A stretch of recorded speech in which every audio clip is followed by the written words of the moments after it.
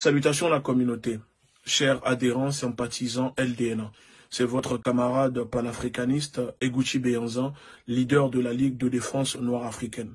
Je souhaite interpeller très rapidement l'opinion publique nationale et internationale de ce drame qui vient de se dérouler il y a à peine 24 heures dans la ville de Saint-Étienne. La communauté noire de France, et plus précisément la communauté noire de Saint-Étienne, est en deuil. Un frère, père de famille de 26 ans, Youssoufa, vient de nous quitter, assassiné, tué par une bande de négrophobes, une bande de personnes racistes, une bande d'ignobles, une bande de sauvageons qui n'ont pas hésité à se déchaîner dans une violence inouïe sur ce frère, sur ce père de famille. Youssoufa revenait de son sport, de son jogging, parce qu'il aimait faire du sport, faire la musculation et la boxe. À son retour de son sport, comme une énième fois, ce groupe de personnes se moque de lui, se moque de sa couleur de peau, en lui disant sale noir, sale négro, on va te saigner, parce que Youssoufa ne voulait plus accepter le fait que ces personnes se moquaient de lui, de sa façon de s'habiller. Donc il a voulu avoir une explication et malheureusement pour lui, ces sauvageons, ces négrophobes, ces personnes abominables n'ont pas hésité à se jeter sur lui pour le poignarder. Ils l'ont laissé pour mort, se vider de son sang parce que oui, les pompiers sont arrivés 20 minutes après l'agression de Youssoufa, qui n'a pas eu du tout la chance de survivre, puisque les personnes qui l'ont agressé et les témoins autour n'ont pas cherché à porter assistance à ce frère et ont préféré le laisser mourir dans son sang agonisant. Et malgré qu'il était déjà en train de mourir, un des agresseurs est revenu le mettre des coups de pied dans la tête. Oui. Ils sont revenus le shooter dans la tête parce que l'objectif était de tuer du nègre. Ça se voyait que ces personnes cherchaient à tuer du nègre. Et nous disons que ce meurtre ne doit pas rester impuni.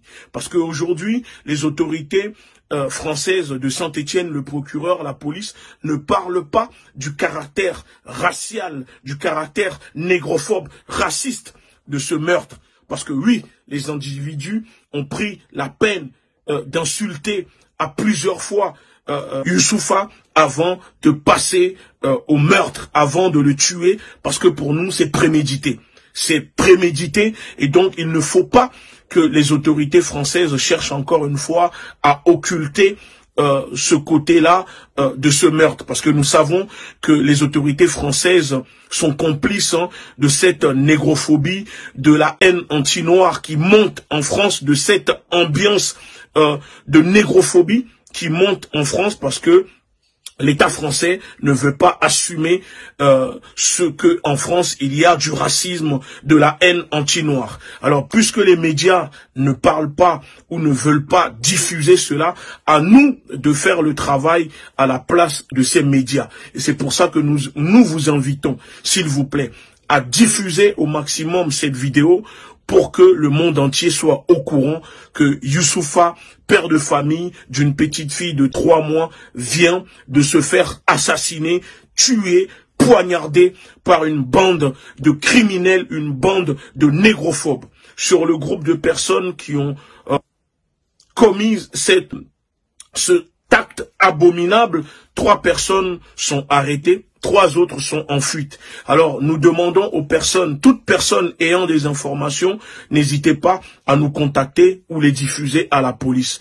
La femme de Youssoufa est aujourd'hui toute seule avec sa fille et veut vraiment que justice soit faite, demande que les auteurs responsables de la mort de son mari soient interpellés et condamnés par la justice. Dans les jours à venir, nous allons relayer une cagnotte mise en place par la famille pour pouvoir les aider à rapatrier le corps de Youssoufa au Gambie parce qu'il était de nationalité gambienne. Au nom de la Ligue de défense noire africaine, nous souhaitons nos sincères condoléances à sa femme, aux proches et à la famille parce que la négrophobie est une abomination que nous condamnons sévèrement et fortement. Merci beaucoup.